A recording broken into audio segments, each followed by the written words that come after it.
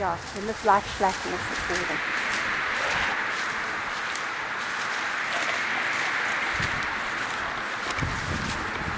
Met 'n kort videoetjie. Die familie, jy kan sien wat gaan op Langbaken aan. Daar wat so ons die drempel deur trap. Kyk die bome.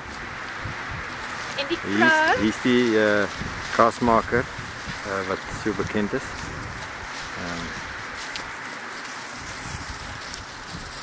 Sy slaap by die melkman. Begin van die eerste bot. Die groen wat julle hier sien is die havertjies wat ek sommer vir die bees ingestit het. Maar die bome is regtig, kyk hulle die peperbome. Lyk of hulle gebrand is. Daar is ons pragtige huis.